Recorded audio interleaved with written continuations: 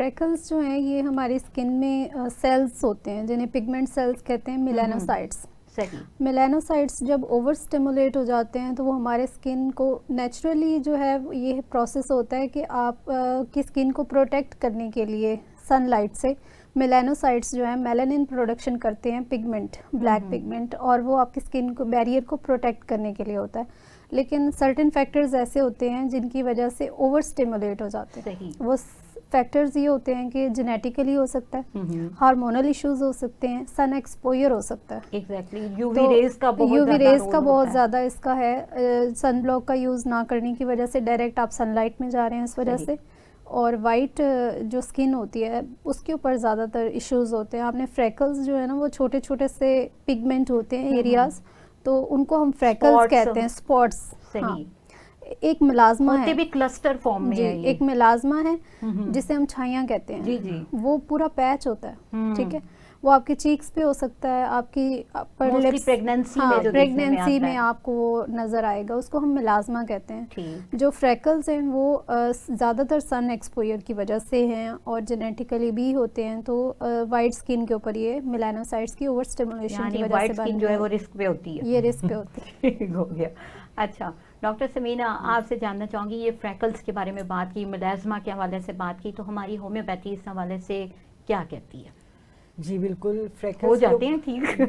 जी बिल्कुल, लोग ये बात पूछते हैं आके, हो जाता है ये ठीक होम्योपैथी? हाँ जी बिल्कुल, लोगों का ये कॉन्सेप्ट है, मिस कॉन्सेप्ट है कि होम्योपैथिक बहुत स्लो असर करती है। तो क्या ये मुलाजमा जो है या फ्रेकल्स हैं ये चले जाते हैं, स्किन पे रहते तो नहीं है? तो बिल्कुल 100% इसका इलाज होम्योपैथी के अंदर है।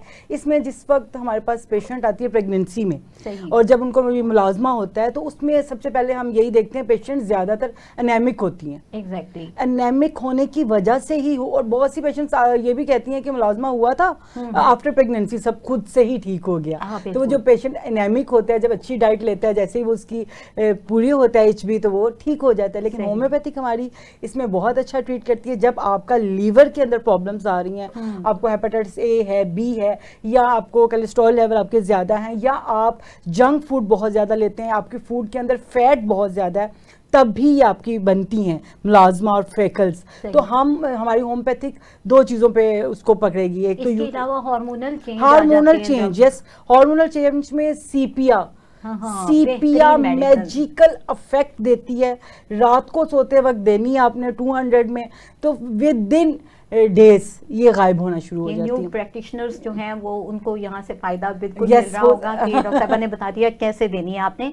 लेकिन नाज़रीन, फिर वही बात कि सेल्फ मेडिकेशन जो है वो नहीं करनी। वो यस बिल्कुल, डॉक्टर साहब ने सही कहा, सेल्फ मेडिकेशन नहीं करनी। हर मेडिसिन हर पेशेंट्स के लिए नहीं है, सबकी माइंड सिम्टम अलग है, कॉन्स्टिट्यूशनल सिम्टम अलग है, उसके हिसाब से मेडिसिन दी जाती है।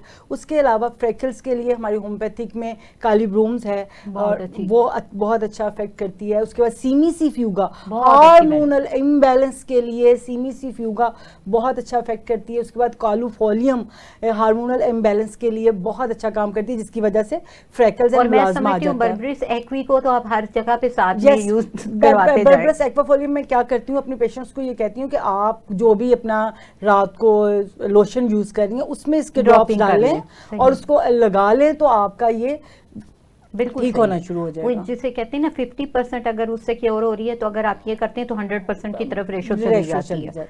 बिल्कुल सही हो गया।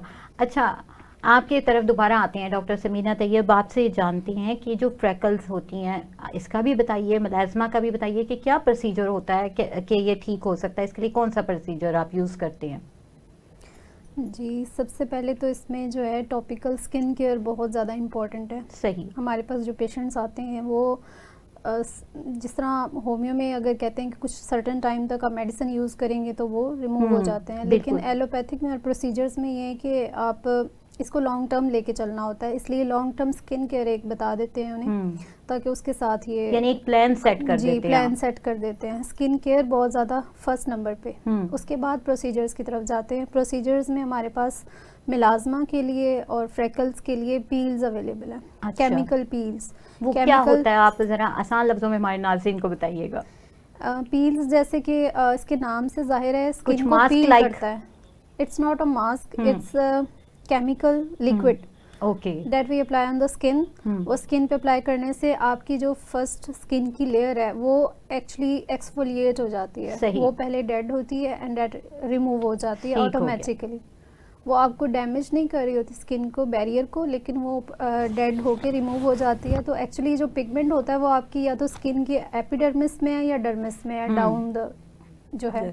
तो एपिडर्मिस वाली जो लेयर है वो ऊपर से शेड ऑफ हो जाती है। सही। तो इसको रिपीटेडली सेशंस में जब हम करवाते हैं तो पिगमेंट रिमूव होना शुरू हो जाता है, यानी ये ठीक हो जाता है। एंड सेकेंडली फिर इसके बाद मीजोथेरेपी हम करते हैं। मीजोथेरेपी में हम सर्टेन सीरम्स हैं जिनको हम इंजेक्ट करते हैं।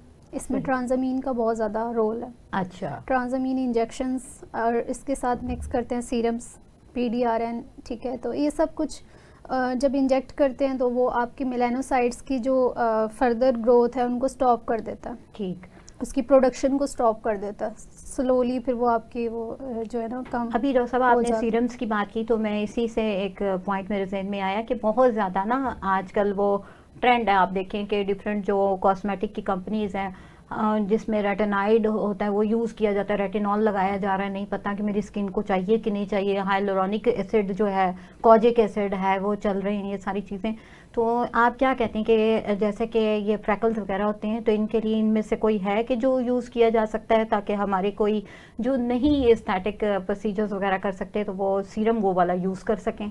जी, ये स्किन केयर जो टॉपिकल मैंने बात की उसी के अंदर आ जाता है। इसमें स्किन के जो मिलाज़मा और फ्रैकल्स को कम करने के लिए इंग्रेडिएंट्स हैं वो सर्टेन प्रोडक्ट्स जैसे आ रही हैं। तो उसमें हम परसेंटेज देखते हैं, kojic acid, alpha arbutin, vitamin C and hydroquinone on the top. Hydroquinone जो है वो यूज़ होता है पिगमेंट को आपका बहुत अच्छा ट्रीट करता है। एंड रेटिनॉल मिक्स क्रीम्स होती हैं, लेकिन वो आपको डॉक्टर प्रिस्क्रिप्शन से यूज़ करनी चाहिए क्योंकि हाइड्रोकिनोन के साइड इफ़ेक्ट्स हैं फॉर द लॉन्ग टर्म। अगर आपने अपने तौर पे यूज़ करेंगे वो आपकी सर्टेन टाइम के बाद ब्लैकनिंग भी कर सकता है। बिल्कुल, उसके साइड इफ़ेक्ट होते हैं।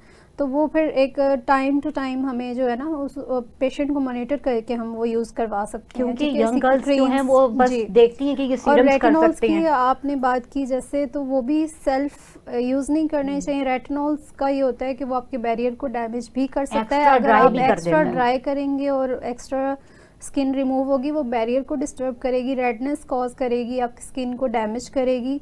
तो फॉर द सेफ जो है वो यूज़ उसको हम कितनी अमाउंट में लेना है और किस तरह से यूज़ करना है ये बहुत मैटर करता है। और कौन सी क्रीम्स में, सीरम्स में कितनी परसेंटेज है, ठीक हो गया। तो ये गाइड करना होता है, ये उसके अकॉर्डिंग जो है ये बहुत नाज़रीन ये बहुत ही अहम बात है कि एक डॉक्टर की गाइडलाइन के बगैर कोई भी चीज़ जो है वो नहीं यूज़ करनी चाहिए।